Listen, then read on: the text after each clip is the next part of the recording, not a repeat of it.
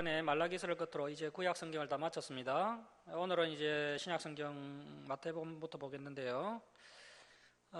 말라기서에서 하나님께서 내가 내 종 엘리야를 보내겠다라고 약속하셨고, 그 약속을 붙잡고 믿음으로 기도하며 금식하는 사람들이 있었습니다. 주여 언제입니까? 언제까지 더 참고 기다려야 합니까? 언제 엘리야가 등장합니까? 그렇게 엎드려서 기도하고 금식할 때에 어느 날 갑자기 강야에서 회개하라, 천국이 가까이 왔느니라, 세례 요한이 사자우를 토하면서 소리치기 시작했던 것입니다. 이러한 세례 요한의 사자우가 꺼져가는 심지와 같은 그 상한 갈대와 같은 이스라엘 백성들의 심령을 깨우기 시작합니다. 자, 우리 마태복음 3장으로 먼저 가겠습니다. 마태복음 3장 1절부터 4절까지 한번 보시겠습니다. 우리가 이제 세례 요한을 만나는데요. 마태복음 3장 1절부터 4절까지 우리 함께 읽도록 하겠습니다. 시작. 그때 세례 요한이 이르러 유대 강야에서 전파하여 말하되 회개하라, 천국이 가까이 왔느니라 하였으니 그는 선지자 이사야를 통하여 말씀하신 자라. 일러서되 강야에 치는 자의 소리가 있어 이르되 너희는 주의 길을 준비하라, 그가 오실 길을 곧게 하라 하였느니라. 이 요한은 낙타털 옷을 입고 허리에 가죽띠를 띠고 음식은 메뚜기와 석청이었더라. 자, 이렇게 해서 이제 하나님의 무거운 침묵 400년간의 신구약 중간기가 종식이 되고요. 이제 세례 요한이 등장하여서 예수님이 오실 길을 준비하게 됩니다. 이렇게 이제 구약과 신약이 연결되게 됩니다. 자, PPT 화면 한번 보실까요?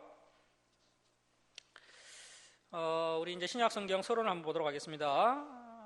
신약 성경 27권만이 정경입니다.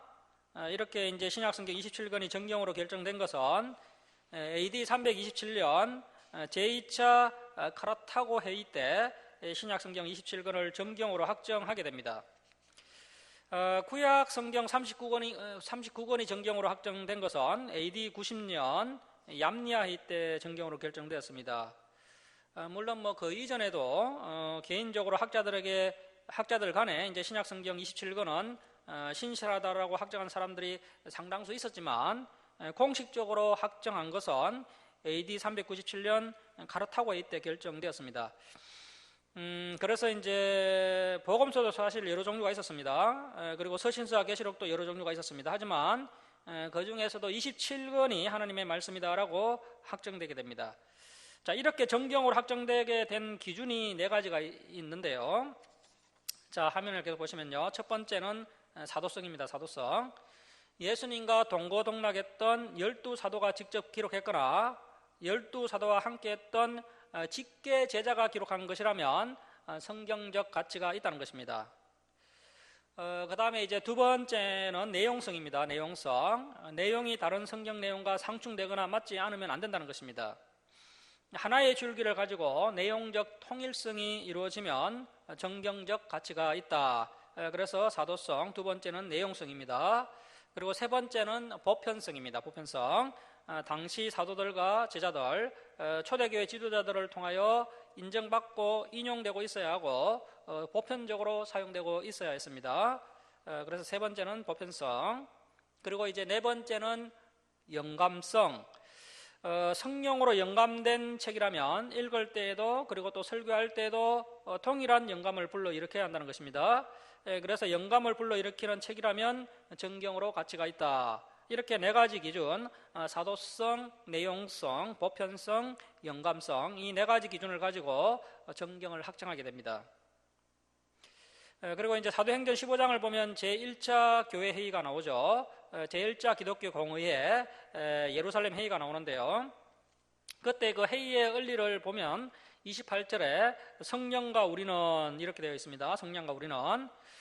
그래서 사람이 결정하는 것이 아니라 성령이 감화 감동하시고 또 주재하시는 가운데 이루어지는 것이 교회 회의의 특징이라는 겁니다. 그러한 회의라면 그 회의에서 결정된 정경이 근위가 있는 것입니다. 그리고 그 회의에서 배제되었을 때는 그 책은 근위가 없는 것입니다. 자, 그리고 이제 지금은 이 27권 외에는 어떠한 책도 더할 수가 없습니다. 마태복음부터 요한계시록까지 해서 이제 계시가 다 완성된 것이고 더 이상 계시는 인정할 수 없습니다. 이 말은 이제 창세기부터 요한계시록까지 66권만 있으면 우리가 이 땅에서 거룩하고 참되게 정직하게 그리고 하나님을 사랑하고 이웃을 사랑하고 또 영원한 생명을 얻는데 그리고 우리가 성화되는데 조금도 부족함이 없다는 것입니다.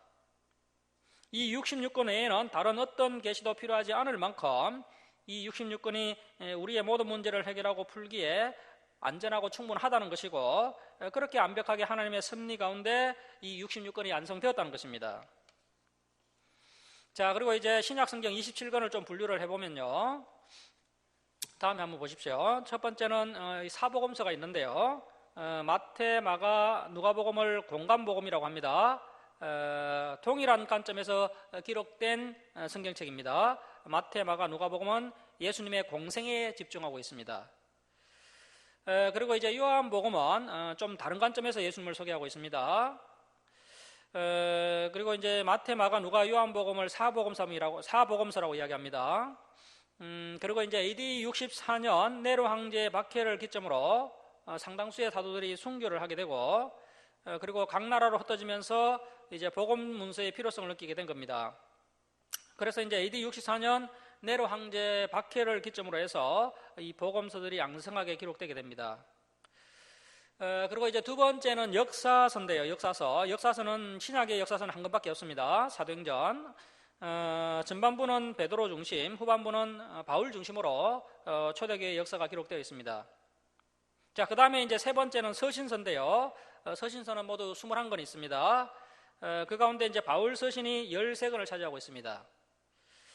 이 서신서를 분류해보면요. 첫 번째 교리 서신은 로마서, 에베소서, 골로새서, 요한 1서. 자, 그리고 이제 두 번째 교정 서신은 데살로니가 후서, 고린도 전후서, 갈라디아서, 빌립보서입니다.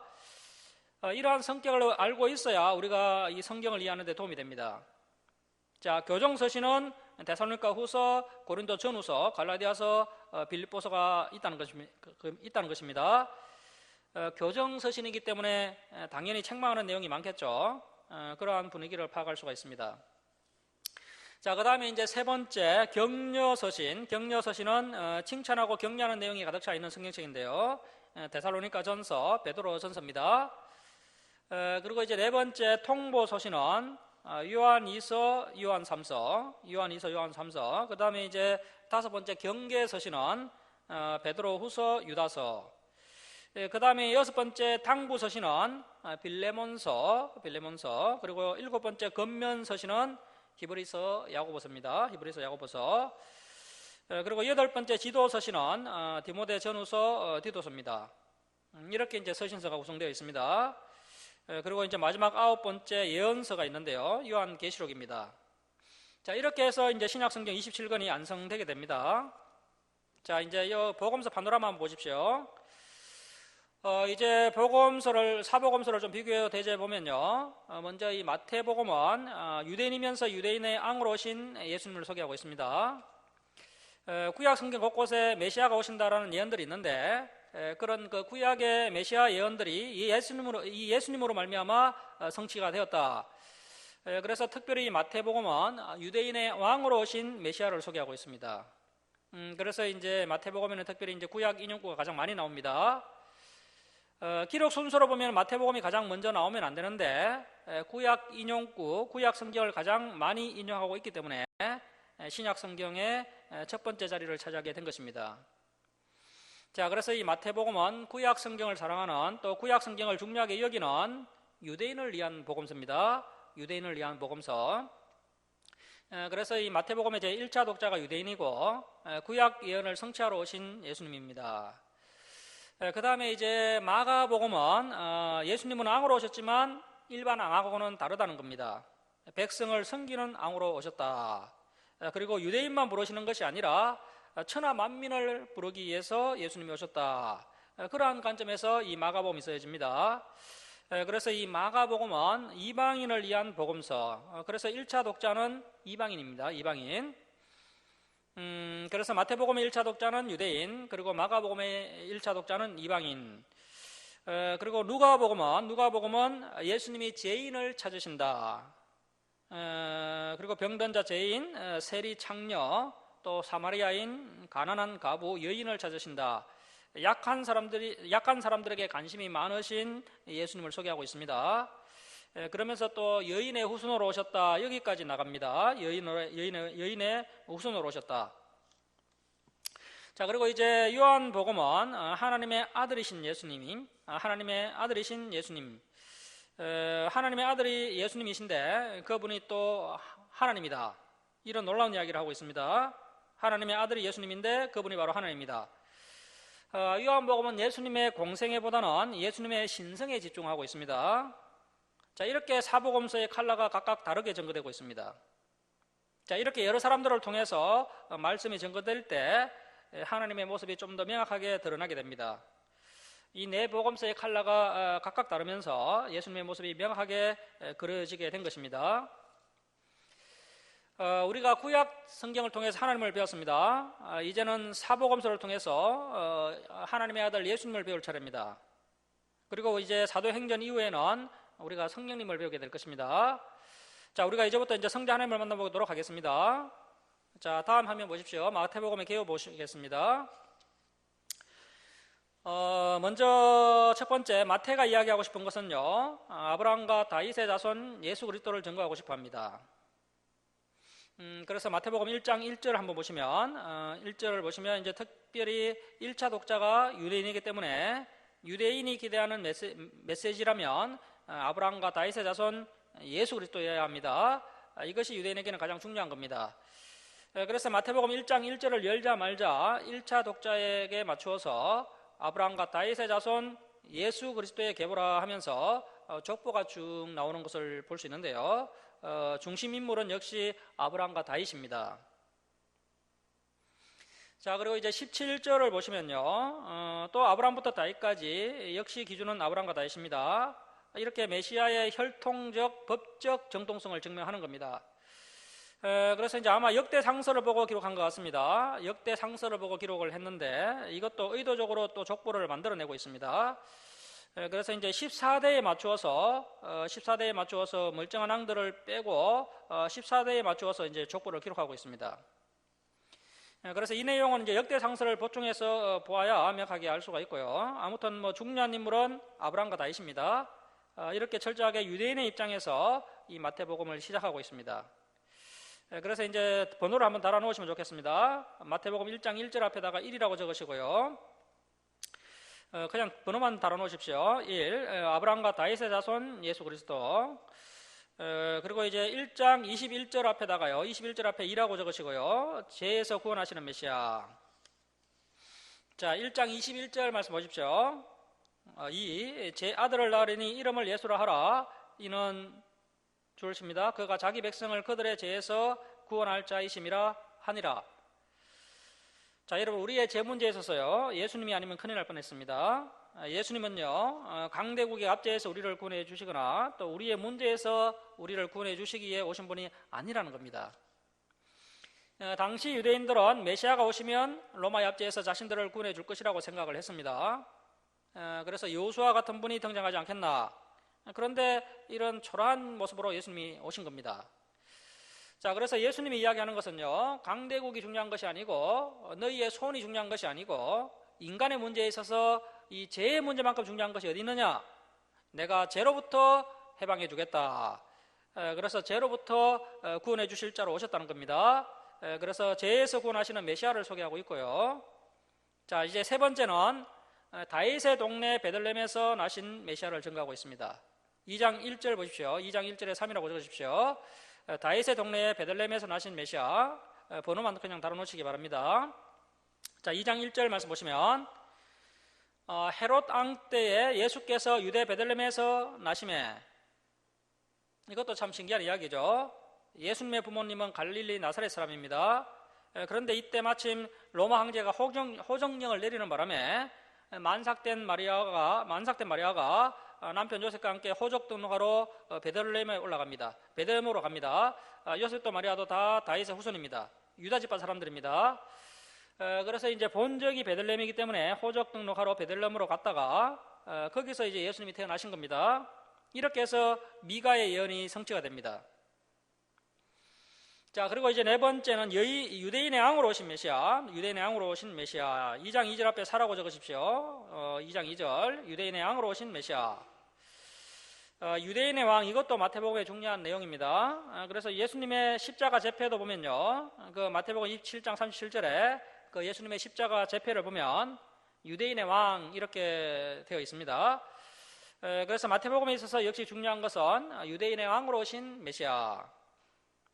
자, 그 다음에 이제 다섯 번째는 4장 14절 보십시오. 4장 14절. 4장 14절에다가 오라고 적으시고요. 오라고 적으시고 구약 성경의 예언을 성취하신 메시아. 제가 앞에서 말씀드렸다시피요, 여러 군데 구약 인용구가 나오지만요, 먼저 번호를 달자면 이렇게 달 수가 있습니다. 자, 4장 14절 말씀 보십시오. 이는 선지자 이사야를 통하여 하신 말씀, 이사야 9장 1절 2절인데요. 이사야 9장 1절 2절 말씀을 이루려 하심이라. 그래서 이사야를 통해서 예수님께서 그 이사야가 메시아 예언을 했지 않습니까? 그때 그 버림받은 변방, 그 이방의 갈릴리, 안전히 피가 섞여버리고 북쪽 오랑캐들에 의해서 안전히 짓밟히고 버림받은 땅이 된 그 갈릴리에 큰 빛이 비치게 될 것이라고 이사야가 메시아 예언을 한 적이 있었는데요. 예수님께서 정말 오셔서 예루살렘에서 공생의 대부분을 보내신 것이 아니고요, 그 갈릴리에서, 변방 갈릴리에서 이 공생의 대부분을 보내시면서 그 어둠의 땅에다가 큰 빛을 비추신 것을 볼 수가 있습니다. 그래서 이분이 바로 이사야가 예언했던 그 메시아시라는 겁니다. 자, 그리고 이제 마태복음 21장 4절에도 보면 이제 예수님께서 나귀 새끼를 타고 예루살렘에 입성하시죠. 이건 역시도 그 구약 성경 스가랴서 9장 9절의 예언을 성취하셨다는 겁니다. 이렇게 마태복음 곳곳에서 이제 구약 성경의 예언을 성취하신 분이기 때문에 이 예수님이야말로 구약에 예언되어 있었던 메시아라고 선포하고 있습니다. 그래서 이러한 말씀들을 보면요, 우리의 감정과는 상관없이 분명히 예수님을 메시아로 믿게 됩니다. 자, 그 다음에 이제 여섯 번째는 4장 17절 보십시오. 4장 17절 6. 이때부터 예수께서 비로소 전파에 이르시되 회개하라 천국에 가까이 왔느니라 하시더라. 자, 여섯 번째는 죄인을 불러 회개하게 하는 메시아. 죄인을 불러 회개하게 하는 메시아. 그래서 이제 죄인을 불러서 회개하게 하시는 메시아라는 겁니다. 그래서 세례 요한의 설교도 회개하라, 예수님의 설교도 회개하라. 자, 여러분, 이 회개가 뭘까요? 회개가 헬라어로 메타노에오인데요. 이 메타노에오는 생각을 고쳐먹는 겁니다. 생각을 고쳐먹는 것. 자, 여러분은 생각을 고쳐먹어야 말씀도 들리고 우리의 삶의 변화도 일어나는 것입니다. 이것이 시작입니다. 자, 그래서 오늘날은 그 회개하라, 이런 설교하기가 상당히 부담스러운 시대지만 그럼에도 불구하고 세례 요한과 예수님의 뒤를 따라서 회개하라고 설교하는 목회자가 되어야 됩니다. 자, 여섯 번째, 죄인을 불러 회개케 하는 메시아.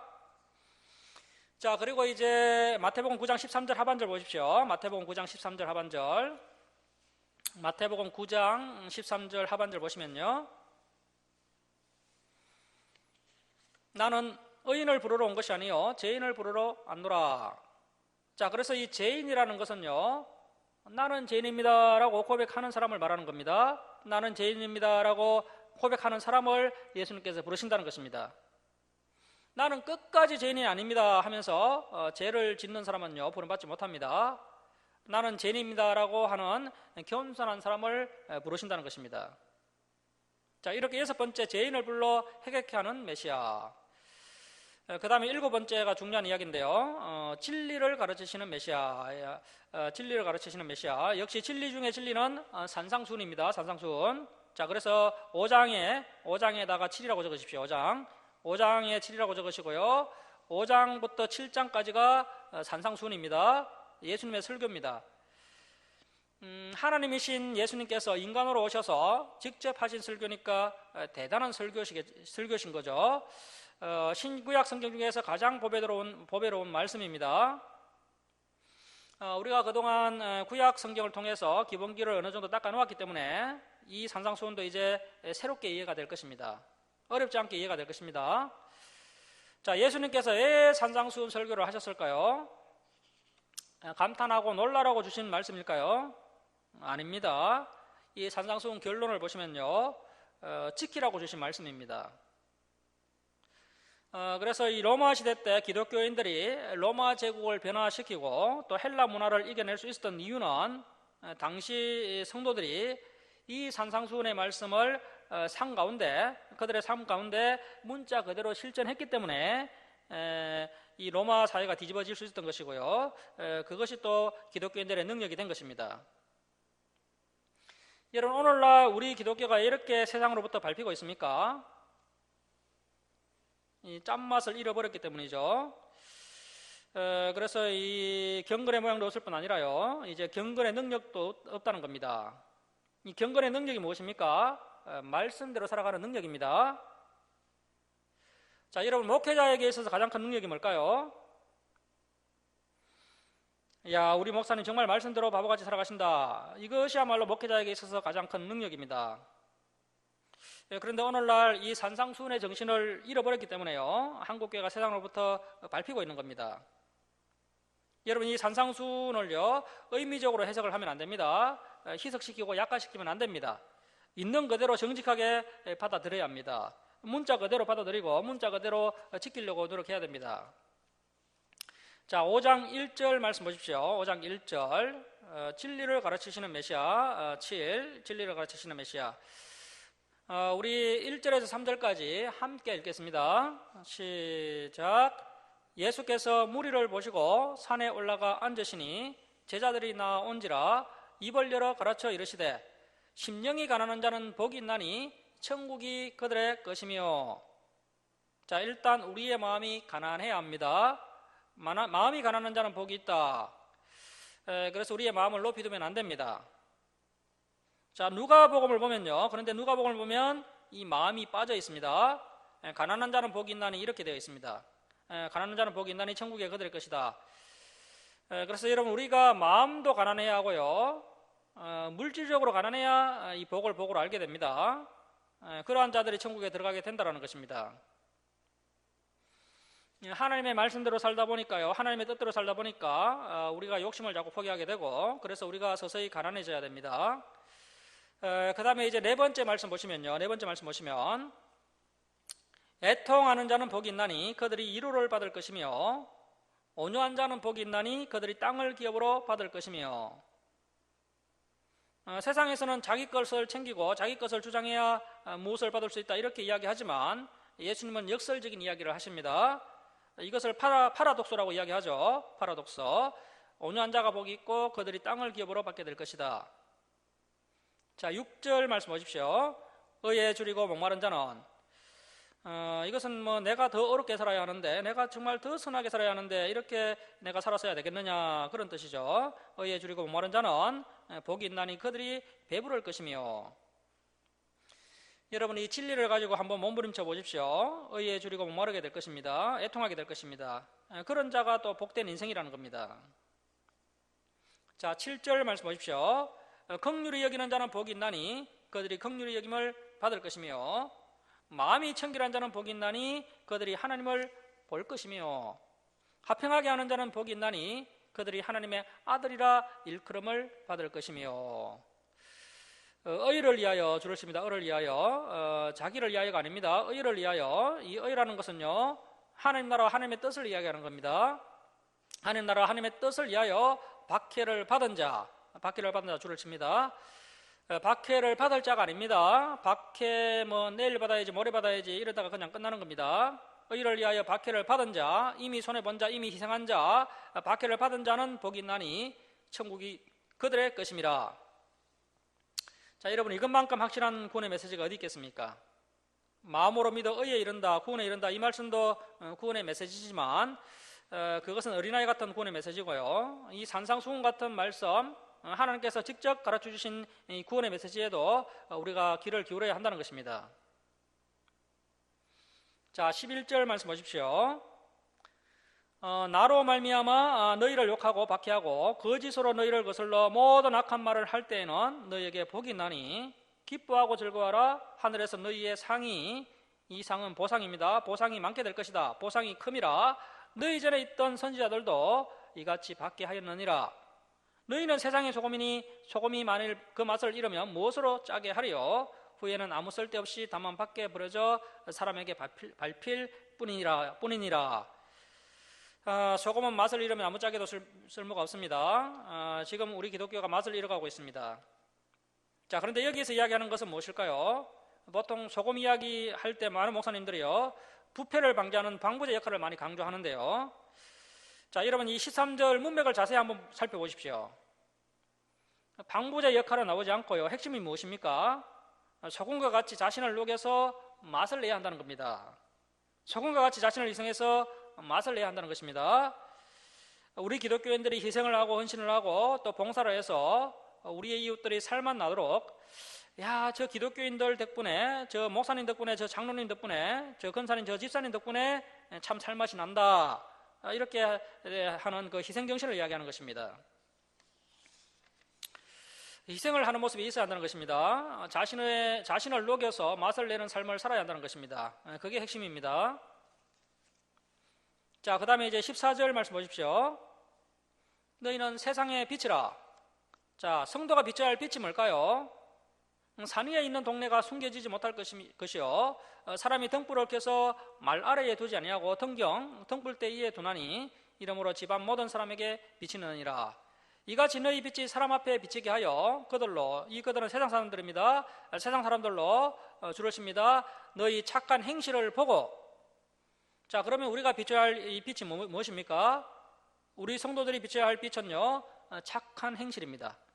우리가 후레쉬를 비추는 것이 아니고요, 그 성도들의 착한 행실을 보고 하늘에 계신 너희 아버지께 영광을 돌리게 하라. 이 착한 행실은 헬라로 칼로스인데요, 선한 아름다운 행실입니다. 이것이 이제 진짜 우리의 능력입니다. 우리 성도들의 능력은 착한 행실입니다. 자, 17절 말씀 보십시오. 내가 율법이나 선지자를 폐하러 온 줄로 생각하지 말라. 줄을 치겠습니다. 폐하러 온 것이 아니요 안전하게 하려 함이라. 자, 그래서 우리가 구약을 모를 때는요, 성경을 모를 때는 율법은 폐했다라고 생각하지만 이 성경을 다 배우고 나면 폐한 것이 있고 폐하지 않고 더 강화된 것도 있다는 것을 알 수가 있습니다. 그 구약의 제사법 같은 경우에는 예수님의 십자가의 대속으로 안전한 제사를 단번에 예수님이 다 이루셨기 때문에 이제는 우리가 더 이상 제사를 드릴 필요가 없습니다. 하지만 그 도덕법 같은 경우에는요, 신약에 와서 더 강화되었습니다. 자, 18절 말씀 보십시오. 진실로 너희에게 이르노니 천지가 없어지기 전에는 율법의 1.1획도 결코 없어지지 아니하고 다 이루리라. 그러므로 누구든지 이 구약의 계명 중에 지극히 작은 것 하나라도 버리고 또 그같이 사람을 가르치는 자는 천국에서 지극히 작다 일컬음을 받을 것이요, 누구든지 이를 행하며. 자, 여기에 생략된 것이 있습니다. 이를 행하며 지극히 작은 것 하나라도 다 가르치는 자는 천국에서 크다 일컬음을 받으리라. 자, 그래서 구약 율법 중에 작은 율법이라도 필요 없다라고 버리면 안 됩니다. 반드시 행하면서 지극히 작은 율법 하나라도 다 가르치는 자는 천국에서 크다 일컬음을 받으리라. 하나님의 말씀이기 때문에 그런 것입니다. 자, 여러분, 어떤 공문서를 전달할 때 제일 훌륭한 특사는 한 글자도 훼손하지 않고 다 전달하는 특사가 최고의 특사입니다. 자, 20절 말씀 보십시오. 내가 너희에게 이르노니 너희의 의가 서기관과 바리새인보다 더 낫지 못하면 줄을 씁니다. 결코 천국에 들어가지 못하리라. 자, 그러니까 바울 서신 몇 구절 가지고 또 사형리를 보고 또 구원론을 이야기하면요, 천국 따라가기가 참 쉽습니다. 그런데 이 예수님의 말씀을 가지고 좀 제대로 살펴보면요, 야, 이 천국 들어가는 문제가 참 그렇게 간단한 문제가 아니구나. 야, 이 구원의 문이 넓은 문이 아니고 예수님께서 말씀하신 대로 험준하고 좁고 찾는 자가 적은 정말 좁은 문이로구나 하는 것을 우리가 명확하게 발견하게 됩니다. 자, 21절 말씀 보십시오. 옛사람에게 말한 바, 그 구약 성경에서 말한 바 십계명입니다. 살인하지 말라. 누구든지 살인하면 심판을 받게 되리라. 자, 여러분, 이 십계명이 폐할 리가 있겠습니까? 십계명 율법 중에 율법인데요, 오히려 더 강화됩니다.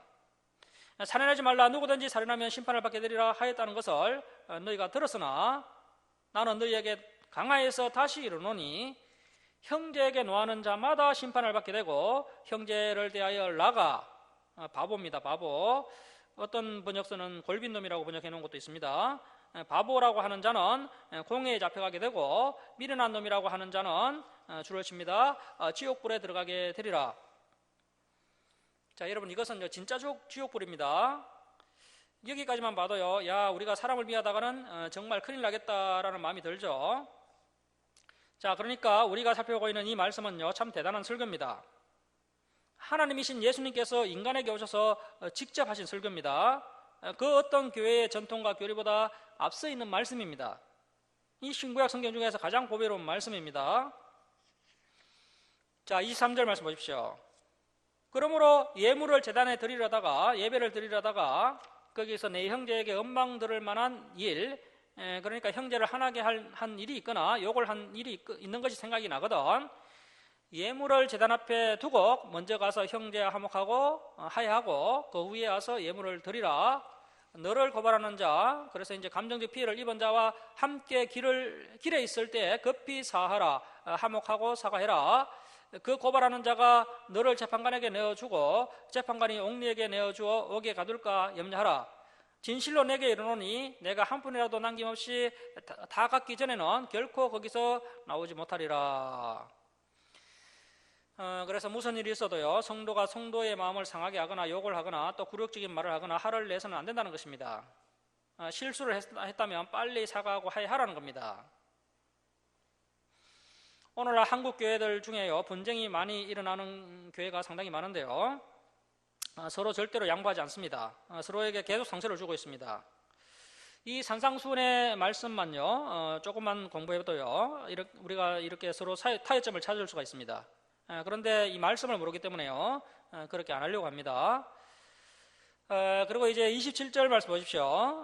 그러니까 이제 영원한 생명이 달려 있는데요, 이 말씀을 모르니까 서로 자기 이익을 위해서 그렇게 서로 싸우면서 죄만 짓고 있는 것입니다. 자, 27절 말씀 보십시오. 또 간음하지 말라 하였다는 것을 너희가 들었으나 나는 너희에게 다시 강하여 이르노니 음욕을 품고 여자를 보는 자마다 마음에 이미 간음하였느니라. 그러니까 예수님의 설교가 매우 강하죠. 아주 부담스러운 설교입니다. 29절 말씀 보십시오. 만일 내 오른눈이나 너를 실족하게 하거든 빼어내버리라. 내 백태 중 하나가 없어지고 온몸이 지옥에 던져지지 않는 것이 유익하며, 또한 만일 내 오른손이 너로 실족하게 하거든 찍어내버리라. 내 백태 중에 하나가 없어지고 온몸이 지옥에 던져지지 않는 것이 유익하니라. 예수님께서 분명히 지옥이라고 말씀하고 계십니다. 어떤 성경 사본을 보면 이렇게 또 번역되어 있습니다. 너희의 성기가 너를 실족하게 하거든 성기를 찍어내버려라. 그래서 실제로 그 오리게네스라는 유명한 신학자가요, 자꾸 음욕이 일어나서 자신의 성기를 잘라내버린 적이 있다고 합니다. 그런데도 마음의 음욕은 그대로 일어났다는 겁니다. 그래서 진리의 말씀을 가지고 그 음욕이라는 마음을 잘라내라는 것입니다. 진리라는 말씀을 가지고 매일 주야로 그 말씀을 묵상하면서 그 날성근과 같은 말씀으로 그 음욕이 일어나는 마음을 정리하라는 겁니다. 그래서 우리 인간의 욕망은 매일 자라납니다. 매일 자라나는 욕망을 이 산상수훈과 같은 날성근과 같은 말씀으로 잘라내야 됩니다. 그리고 여러분, 우리가 어떤 음욕을 일으킬 만한 그런 환경적인 요소가 있다면요, 이제 단호히 조치하고 결단을 해야 됩니다. 뭐 케이블 선을 잘라버리든지 인터넷을 해제하든지 스마트폰을 2G폰으로 바꿔야 됩니다. 자, 31절 계속해서 보시면 또 일러서되 누구든지 아내를 버리려거든 이혼 정서를 줄 것이라 하였으나 나는 너에게 다시 강하여서 이르노니 누구든지 엄행한 이유 없이 아내를 버리면 절대 안 된다는 겁니다. 자, 그러니까 예수님께서 허락하신 이혼 사유는요, 배우자가 습관적으로 간음하는 것만 이혼 사유가 되는 겁니다. 그러나 엄행한 이유가 없이 아내를 버리면 이는 거로 간음하게 하며 또 누구든지 배우자가 살아있는데 버림받은 여자에게 장가드는 자도 간음함이라. 그래서 혹시 아내가 이제 부부가 사비를 해서 재혼을 하더라도요, 그 재혼할 대상은요, 배우자가 죽은 사람하고만 재혼할 수가 있다는 것입니다. 자, 33절 말씀 보십시오. 또 구약 성경에서 옛사람에게 말한 바 흠맹세를 하지 말고 내 맹세한 것을 주께 지키라 하였다는 것을 너희가 구약 성경을 통해서 들었으나 나는 너희에게 이르노니, 줄을 칩니다. 도무지 맹세하지 말지니. 여러분, 우리가 함부로 자꾸 맹세하면 안 됩니다. 하늘로도 하지 말라, 이는 하나님의 보좌이며, 땅으로도 하지 말라, 이는 하나님의 발등상이며, 예루살렘으로도 하지 말라, 이는 큰 임금의 성이며, 내 머리로도 하지 말라, 이는 네가 한 트럭도 희고 금께 할 수 없음이라. 자, 그래서 어떤 경우에도 그리고 어떠한 것으로도 우리가 함부로 맹세하면 안 됩니다. 자, 그래서 이제 종합적으로 봤을 때요, 우리가 정말 이 맹세를 조심해서 해야 하는데요, 우리가 이제 살다 보면 3번 맹세할 수가 있습니다. 우리가 세례 받을 때, 그리고 우리가 결혼식 할 때, 그리고 이제 교회에서 임직할 때, 임직 받을 때, 이 3번을 제외하고는요, 이 맹세를 함부로 하면 안 됩니다. 자, 37절 말씀 보십시오. 오직 너희 말은 옳다 옳다 아니라 아니라 하라. 자, 여러분, 우리가 말을 할 때요, 글쎄요, 이런 식으로 애매모호하게 하면 안 됩니다. 예 하겠습니다, 아니요 하지 않겠습니다. 예 하겠습니다 했으면 해야 됩니다. 아니요 하지 않겠습니다 했으면 안 하면 됩니다. 그런데 인간의 생각이 복잡하다 보니까요, 앞에서는 예 하겠습니다 하고 안 하는 경우도 많고요, 또 아니요 하지 않겠습니다 해놓고 또 하는 경우도 많습니다. 자, 그런 것들이 다 뭐라는 겁니까? 자, 계속 보십시오. 이에서 지나는 것은 악으로부터 나느니라. 그래서 이제 인간에게 욕심이 있기 때문에 그러한 일들이 일어나는 것이죠. 그래서 맹세하지 않아도요, 평상시 자기 말에 책임지는 삶을 살아가야 한다는 것입니다. 맹세하지 않아도 평상시에 자기 말에 책임을 지는 삶을 살아가야 됩니다. 그래서 우리가 약속을 지키는 것이 너무나 중요합니다. 자, 38절 말씀 보십시오. 또 눈은 눈으로 이는 이로 갚으라 하였다는 것을 너희가 들었으나, 이것은 이제 구약의 그 약자보호법, 앙의 판결법인데요, 부자가 종의 눈을 빼버리면요, 이제 그 앙의 재판에 나가면 그 종의 눈을 뺀 부자의 눈도 앙이 빼버린다는 것입니다. 그래서 이것이 약자보호법이지 오늘날 그 조폭들처럼 눈은 눈으로 이는 이로 똑같이 보복을 한다는 그런 뜻이 아닙니다. 구약 성경을 안 배우면 그렇게 오해할 수가 있습니다. 자, 39절 말씀 보십시오. 구약 성경에서는 그렇게 읽었지만 39절, 나는 너희에게 다시 강하여서 이르노니, 자, 줄을 칩니다. 악한 자를 대적하지 말라. 이것도 우리가 잘 배워야 됩니다. 누구든지 악한 자가 내 오른편 뺨을 치거든 왼편도 돌려대며 또 너를 고발하여 속옷을 가지고자 하는 악한 자에게 그도까지도 가지게 하며 또 누구든지 너로 억지로 오리를 가게 하거든 그 사람과 심리를 동행하고 내게 구하는 자에게 주며 내게 꾸고자 하는 자에게 거절하지 말라. 자, 그래서 여러분, 악한 자에게 대적하지 않는 것이 하나님의 뜻입니다. 자, 43절 말씀 보십시오. 또 내 이웃을 사랑하고 내 원수를 미워하라 하였다는 것을 너희가 들었으나 나는 너희에게 이르노니, 자, 줄을 칩니다. 너희 원수를 사랑하며 너희를 박해하는 자를 위하여 기도하라. 자, 원수를 사랑하며 너희를 박해하는 자를 위하여 기도하라. 이러한 산상수훈의 정신이 사도들의 시대, 초대교회의 시대에 지켜졌다는 것입니다. 그런데 지금은 이것을 다 상실해버렸습니다. 그래서 우리가 다시 회복을 해야 됩니다. 자, 45절 말씀 보십시오. 이같이 한저 하늘에 계신 너희 아버지의 아들이 되리니 이는 하나님이 그 해를 악인과 선인에게 비추시며 비를 어려운 자와 불의한 자에게 내려주심이라. 너희가 너희를 사랑하는 자를 사랑하면 무슨 상이 있으리요? 세리도 이같이 아니하느냐? 또 너희가 너희 형제에게만 무난하면 남보다 더하는 것이 무엇이냐? 이방인들도 이같이 아니하느냐? 자, 48절 줄치고 발표합니다. 그러므로 하늘에 계신 너희 아버지의 온전하신 것 같이 너희도 온전하라. 하나님 아버지의 온전하신 것 같이 너희도 온전하려고 애를 써라. 자, 성도들에게 이렇게 수준 높은 윤리적 도덕적 삶을 교훈하고 있습니다. 그래서 이제 목회자들이 이러한 말씀들을 잘 성도들에게 교육을 해야 됩니다. 오늘날 기독교인들의 그 낮은 윤리의식이 기독교에 대한 불신을 낳게 만들었습니다. 예전에 그 기독교 윤리 실천연대에서 여론조사를 했는데요. 한국교회 신뢰도 하락 원인 제1순위가 뭐냐면요, 바로 이 윤리 문제입니다. 기독교인들의 말과 행동이 일치가 되지 않는다는 겁니다. 은수를 사랑하라고 이야기하지만 은수를 사랑하는 기독교인들을 보기가 어렵다는 겁니다. 그것이 우리 기독교인들의 신뢰도가 하락한 제1원인입니다. 자, 이제 6장으로 갑니다. 6장 1절 말씀 보십시오. 사람에게 보이려고 그들 앞에서 너희 의를 행하지 않도록 주의하라. 그래서 이제 사람들의 시선을 자꾸 즐기고 또 의식하면 안 됩니다. 그래야지 아니하면 하늘에 계신 너희 아버지께 상을 받지 못하느니라. 그러므로 구제할 때 애식하는 자가 사람에게서 영광을 받으려고 해당과 거리에서 하는 것 같이 너희 앞에 나팔을 불지 말라. 진실로 너희에게 이르노니 그들은 자기 상을 이미 받았느니라. 너는 구제할 때 오른손이 하는 것을 왼손이 모르게 하여 내 구제함을 엄밀하게 하라. 엄밀한 중에 보시는 너희의 아버지께서 갚으시리라. 또 너희는 기도할 때 애식하는 자와 같이 하지 말라. 그들은 사람에게 보이려고 해당과 큰 거리 여기에 서서 기도하기를 좋아하느니라. 내가 진실로 너희에게 이르노니 그들은 자기 상을 이미 받았느니라. 그래서 우리가 새벽 기도는 물론 하루에 첫 시간을 하나님께 의탁하고요, 하나님을 의지하는 것은 참 좋습니다. 그런데 또 뭐 기도할 때 막 어떤 교회들은 또 기도 경쟁을 하는 교회들이 있죠. 목사님은 저 권사가 일어날 때까지 내가 절대 일어서지 않겠다. 또 권사님은 우리 교회 기도한 건 나다 하면서요, 막 서로 기도 경쟁이 벌어지는 경우가 있는데요. 이것은 이미 상을 받은 것입니다.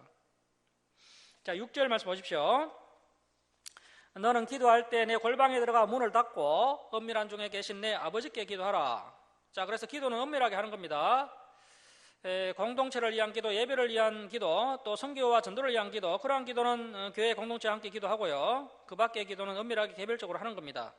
남을 의식하지 말고요, 개인적으로 은밀하게 기도해야 됩니다. 은밀한 중에 보시는 내 아버지께서 갚으시리라. 또 기도할 때, 자, 줄을 칩니다. 이방인과 같이 중언부언하지 말라. 이 이방인은 이방 종교인들이죠. 이방 종교인들은 나무아미탑을 간세음보살 하면서 계속 주문을 반복해서 외우지 않습니까? 이방인들이 주술적 행위를 하는 것처럼요, 절대 했던 말 또 하고 또 했던 말 또 하는 그런 중언부언하는 말 하지 말라는 것입니다. 같은 말을 되풀이하지 말라.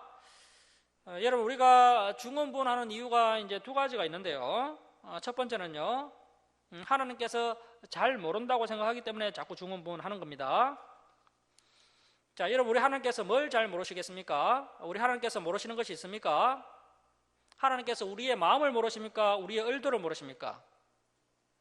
그런데 이제 미신적인 생각이 빠져서 하나님이 잘 모르신다고 생각하기 때문에 중언부언하는 겁니다. 자, 그리고 두 번째, 감히 하나님을 설득하려고 하는 겁니다.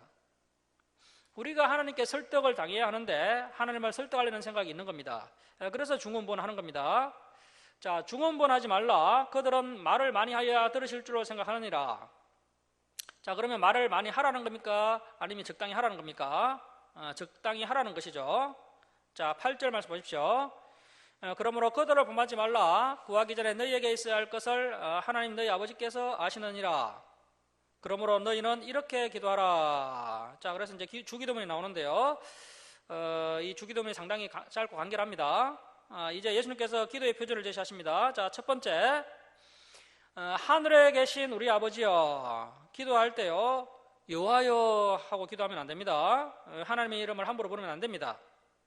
하늘에 계신 우리 아버지여, 하늘에 계신 우리 아버지여. 두 번째, 이름이 거룩히 여김을 받으시오며.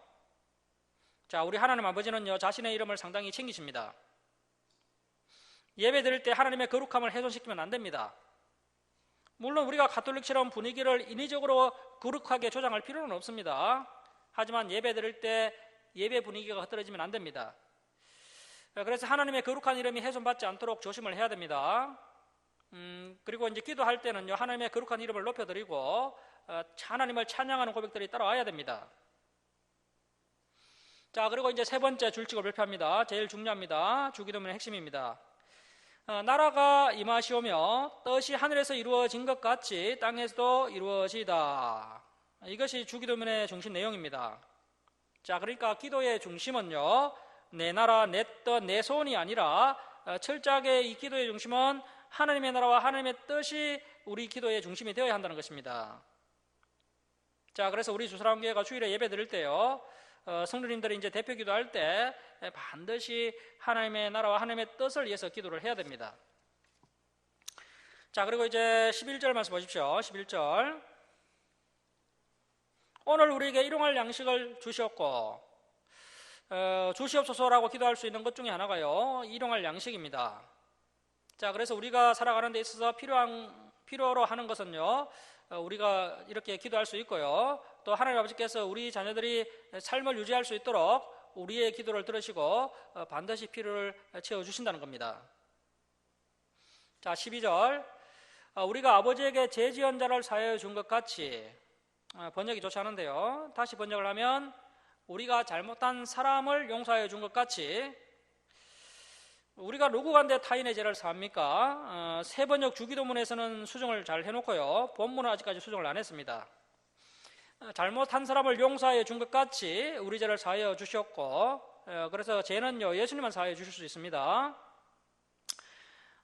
우리를 시험에 들게 하지 마시옵고 다만 악에서 구하시옵소서. 나라와 권세와 영광이 아버지께 영원히 있사옵나이다. 아멘. 자, 14절 줄을 칩니다. 너희가 사람의 잘못을 용서하면 너희 하늘 아버지께서도 너희 잘못을 용서하시려니와 너희가 사람의 잘못을 용서하지 아니하면 너희 아버지께서도 너희 잘못을 어떻게 하신다고요? 용서하지 아니하시리라. 자, 그래서 이 주기도문에 있어서 중요한 내용이 두 가지가 있는데요, 첫 번째는 올바른 기도는 하나님의 나라가 확장되도록, 하나님의 뜻이, 하나님의 말씀이 이 땅에 이루어지도록 우리 교회를 통하여, 우리 목사님과 성도를 통하여 하나님의 말씀이 이 땅에 확장되고 이루어지도록 기도를 해야 됩니다. 그것이 우리의 기도의 중심에 자리 잡고 있어야 하고요, 또 두 번째는 반드시 타인의 잘못을 용서하면서 기도해야 됩니다. 그것이 주기도문의 강조점입니다.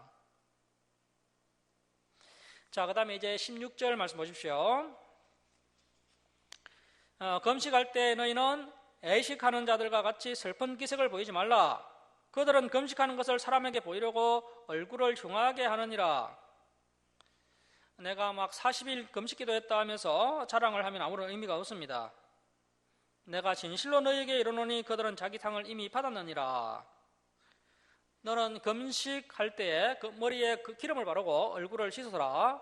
이는 금식하는 자로 사람에게 보이지 않고 오직 은밀한 중에 계신 내 아버지께 보이게 하려 함이라. 은밀한 중에 보시는 내 아버지께서 갚으시리라. 너희를 위하여 보물을 땅에 쌓아두지 말라. 거기는 좀과 동록이 해하며 도둑이 구멍을 뚫고 도둑질하느니라. 자, 그래서 유대인들은 어떻게 하면 돈을 많이 벌까 여기에 관심이 많았습니다. 그런데 예수님의 관심은요, 물질을 어떻게 사용해야 되나 여기에 관심이 많으십니다. 자, 그래서 저와 여러분이요, 어떻게 하면 돈을 많이 벌까 여기에 관심을 가지면 안 되고요, 어떻게 하면 물질을 바르게 사용할까 여기에 우리도 관심을 가져야 됩니다. 자, 그래서 하늘의 보물을 쌓는 최고의 방법은요, 구제와 선교입니다. 구제와 선교. 그래서 교회는 반드시 구제와 선교를 해야 됩니다. 자, 21절 보십시오. 내 보물이 있는 곳에는, 내 보물이 있는 그곳에는 내 마음도 있느니라. 자, 이제 24절 25절 우리 함께 읽겠습니다. 시작. 한 사람이 두 주인을 섬기지 못할 것이니 혹 이를 미워하고 저를 사랑하거나 혹 이를 중히 여기고 저를 경히 여김이라. 너희가 하나님과 재물을 겸하여 섬기지 못하느니라. 그러므로 내가 너희에게 이르노니 목숨을 위하여 무엇을 먹을까 무엇을 마실까 몸을 위하여 무엇을 입을까 염려하지 말라. 목숨이 연식보다 중하지 아니하며 몸이 의복보다 중하지 아니하냐. 자, 무엇을 먹을까 무엇을 마실까 무엇을 입을까, 우리 성도들은요 이런 것 염려하지 말라는 겁니다. 세상 사람들은 이런 것을 염려해야 됩니다. 하지만 하나님의 자녀들은 하나님 아버지께서 다 먹이시고 입히시기 때문에 이런 것 염려하지 말라는 겁니다. 자, 26절 말씀 보십시오. 공중의 새를 보라. 심지도 않고 거두지도 않고 창고에 모아 들이지도 아니하되 너희 하늘 아버지께서 기르시나니 너희는 이것들보다 귀하지 아니하냐. 너희 중에 누가 염려함으로 그 키를 한 자라도 더할 수 있겠느냐. 또 너희가 어찌 의복을 위하여 염려하느냐. 들의 백합화가 어떻게 자라는가 생각하여 보라. 수고도 아니하고 길쌈도 아니하느니라. 그러나 내가 너희에게 말하노니 솔로몬의 모든 영광으로도 입은 것이 이 꽃 하나만 갖지 못하였느니라. 오늘 있다가 내일 아궁이에 던져지는 들풀도 하나님이 이렇게 입히시거든 하물며 너희일까 보냐. 믿음이 작은 자들아. 줄을 칩니다. 믿음이 작은 자들아. 여러분 염려하면요 믿음이 적은 겁니다. 자 31절 그러므로 염려하여 이르기를 무엇을 먹을까 무엇을 마실까 무엇을 입을까 하지 말라. 이는 다 이방인들 그 불신자들이 구하는 것이라. 너희 하나님 아버지께서 이 모든 것이 너희에게 있어야 할 줄 아시느니라. 뭐 불신자들은요 먹이시고 입혀주시는 분이 없기 때문에 당연히 걱정을 해야 됩니다. 하지만 우리 성도들은 하나님 아버지께서 다 챙겨주시니까 염려할 필요가 없습니다. 자 33절 줄치고 발표합니다. 그런즉 너희는 먼저 그의 나라와 그의 의를 구하라. 그리하면 이 모든 것을 너희에게 더하시리라. 자 그래서 우리가 관심을 가져야 하는 것은 이 모든 것이 아니라요 하나님 나라와 하나님의 뜻에 관심이 있어야 합니다. 그래서 우리의 기도도 우리의 삶도 하나님 나라 하나님의 뜻과 하나님의 말씀이 확장되도록 이것이 우리의 기도와 삶의 중심 가치가 되어야 한다는 것입니다. 자 자본주의라는 말 자체가요 돈이 제1가치다 이런 뜻이죠. 절대 거기에 물들면 안 됩니다. 하나님의 말씀, 하나님의 나라, 하나님의 뜻 이것이 우리의 제1가치가 되어야 한다는 것입니다. 그것이 기도에서도 또 사역에서도 나타나야 한다는 것입니다. 자 34절 말씀 보십시오. 그러므로 내일 일을 위하여 염려하지 말라. 염려하지 말라가 얼마나 많이 나옵니까? 내일 일은 내일 염려할 것이요 한날의 괴로움은 그날로 족하니라. 7장으로 갑니다. 7장 비판을 받지 아니하거든 비판하지 말라. 번역상 비판보다는 비난이 더 낫습니다. 비난을 받지 않으려거든 비난하지 말라. 자 그래서 우리가 반드시 명심해야 할 것은요 건전한 비판과 판단은 또 필요합니다. 여러분 우리가 세상과 구별된 삶이 필요한데요 그 구별된 삶은 어디에서 시작이 되는 겁니까? 건전한 판단에서 시작되는 겁니다. 선과 악을 분별하고 판단하고요 건전한 비판이 있을 때 우리의 거룩도 이루어지는 것입니다. 자 그런데 다른 사람의 부족한 부분을 보고요 비판하는 것은 주님의 뜻이 아닙니다. 자 2절 말씀 보십시오. 너희가 비판하는 그 비판으로 너희가 비판을 받을 것이요 너희가 헤아리는 그 헤아림으로 너희가 헤아림을 받을 것이니라.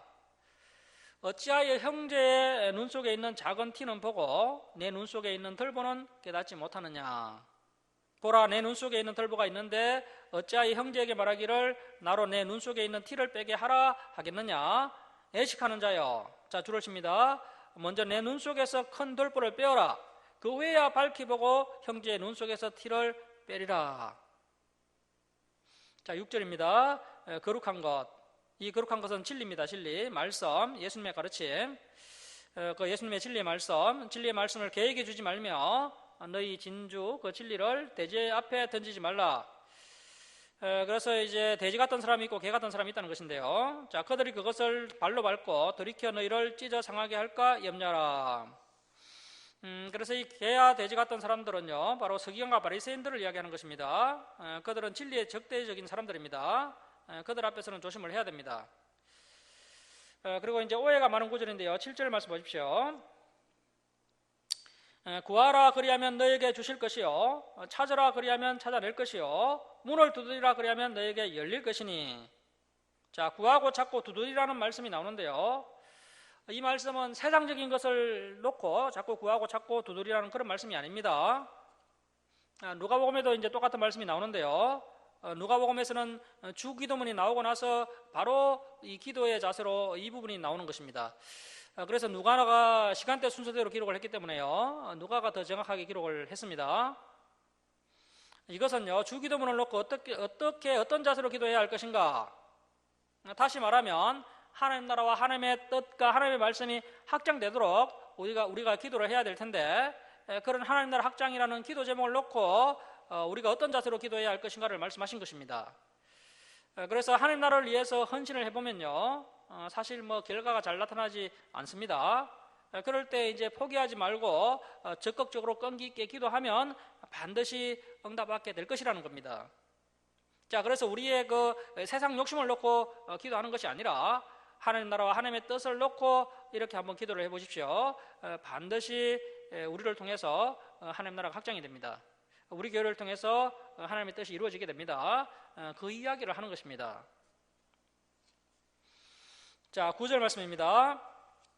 너희 중에 누가 아들이 떡을 달라는데 돌을 주며 생선을 달라는데 뱀을 줄 사람이 있겠느냐? 너희가 악한 자라도 좋은 것으로 자식에게 줄 알거든 하물며 하늘에 계신 너희 아버지께서 구하는 자에게 좋은 것으로 주시지 않겠느냐? 자, 여러분, 이것은 또 우리가 구하는 대로 하나님께서 다 주신다는 그런 말씀이 아닙니다. 하나님 아버지께서는 우리의 필요를 정확히 알고 계신다는 겁니다. 그래서 우리가 잘못된 것을 구하면요, 그 기도를 들어주시지 않습니다. 이 세상의 것을 우리의 목표를 삼고 구하면요, 하나님께서 들어주시지 않습니다. 그래서 지금 당장 우리가 구하는 그 기도가 응답되지 않는다고 해서 우리가 낙심할 수가 있으나 나중에 뒤돌아보면요, 하나님께서 훨씬 더 좋은 것을 주시기 위해서 우리를 막으셨다는 것을 깨닫게 됩니다. 그래서 하나님의 뜻대로 응답이 되는 것이 우리에게 훨씬 더 유익하고요, 또 그것이 가장 좋은 것입니다. 자, 이제 12절 말씀 보십시오. 12절. 그러므로 무엇이든지 남에게 대접을 받고자 하는 대로 자, 줄을 칩니다. 너희도 남을 대접하라. 이것이 이제 황금률인데요, 황금률과 같은 율법. 타락한 인간의 본성 가운데 남에게 대접을 받았으면 하는 마음이 있는 겁니다. 빨리 이것을 버리고 남을 대접하라는 겁니다. 자, 그 다음에 이제 13절 보십시오. 13절. 좁은 문. 좁은 문이라는 것은요, 구원의 문, 생명의 문입니다. 좁은 문으로 들어가라. 멸망으로 인도하는 문은 크고 그 길이 넓어 그리로 들어가는 자가 많고. 자, 줄을 칩니다. 생명으로 인도하는 문은 좁고 길이 협착하여 찾는 자가 적음이라. 구원의 문은 찾는 자가 적습니다. 그래서 신구약 성경에서 동일한 말씀을 하고 있습니다. 적은 무리가 진리를 따른다는 겁니다. 자, 15절 말씀 보십시오. 거짓 선지자들을 삼가라. 이 거짓 선지자가 양의 옷을 입고 너에게 나오나 새우개는 노락질을 하는 일이라. 그들의 열매로 그들을 알지니 가시나무에서 포도를 또는 은근키에서 무화과를 따겠느냐? 이와 같이 좋은 나무마다 아름다운 열매를 맺고 못된 나무가 나쁜 열매를 맺나니, 좋은 나무가 나쁜 열매를 맺을 수 없고 못된 나무가 아름다운 열매를 맺을 수 없느니라. 아름다운 열매를 맺지 아니하는 나무마다 찍혀 불에 던져지느니라. 이러므로 그들의 열매로 그들을 알리라. 자, 이제 21절 이하는 산상수훈의 결론입니다. 산상수훈의 결론. 나더러 주여 주여 믿습니다 믿습니다 하는 자마다 다 천국에 들어갈 것이 아니요 다만 하늘에 계신, 자, 줄을 칩니다, 내 아버지의 뜻대로 행하는 자라야 들어가리라. 자, 그래서 참 믿음은요, 행하는 믿음입니다. 22절. 그날에, 그 마지막 심판날에 많은 사람이 나더러 이르되 주여 주여 우리가 주의 이름으로 선지자 노릇하며. 그래서 이런 말씀을 보면요, 목사도 있고 장로도 있고요, 권사도 있는 것 같습니다. 주의 이름으로 귀신을 쫓아내며 주의 이름으로 많은 권능을 행하지 아니하였나이까 하리니. 이것이 사실인 것 같거든요. 시연은 있는 이야기가 아니고 사실인 것 같습니다. 자, 그런데 23절 말씀 보십시오. 그때 내가 그들에게 밝히 말하되 내가 너희를 도무지 알지 못하니. 자, 줄을 칩니다. 불법을 행하는 자들아. 이것이 문제라는 겁니다. 불법을 행하는 자들아, 내게서 떠나가라 하리라. 그러므로 누구든지, 줄을 칩니다, 나의 이 말을 듣고, 하나님의 말씀을 듣고 예수님의 말씀을 듣고 어떻게 해야 됩니까? 자, 줄을 치고 멸표합니다. 행하는 자는 그 집을 반석 위에 지은 지혜로운 사람 같으리니. 비가 내리고 창수가 나고 바람이 불어 그 집에 부딪히되 부러지지 아니하나니 이는 주추를 반석 위에 놓은 까닭이요. 나의 이 말을 듣고, 말씀을 들었습니다. 들었는데, 자, 줄치고 멸표합니다. 행하지 아니하는 자는, 그래서 듣는 것이 다가 아니라는 겁니다. 듣고 행하지 아니하는 자는 그 집을 모래 위에 지은 어리석은 사람 같으리니. 자, 여러분 주위에 진리를 포기한 사람들을 보십시오. 행하지 아니했기 때문에 그 집이 무너져 버린 겁니다. 듣고 행하지 아니한 자는요, 그 집을 모래 위에 지은 어리석은 사람 같으니, 비가 내리고 창수가 나고 바람이 불어 그 집에 부딪힘에 무너져 그 무너짐이 심하니라. 말씀대로 행하지 않았기 때문에 넘어진 것입니다. 자, 28절 말씀 보십시오. 예수께서 이 말씀을 마치심에 무리들이 그의 가르치심에 놀라니 이는 그 가르치시는 것이 근위 있는 자와 같고 그들의 세계관들과 같지 아니함일러라. 그래서 우리가 신앙이라는 집을 반석 위에 짓는 지혜로운 신앙인이 되어야 합니다. 자, 오늘은 여기까지 하고 마치도록 하겠습니다. 기도하겠습니다. 사랑의 하나님 아버지,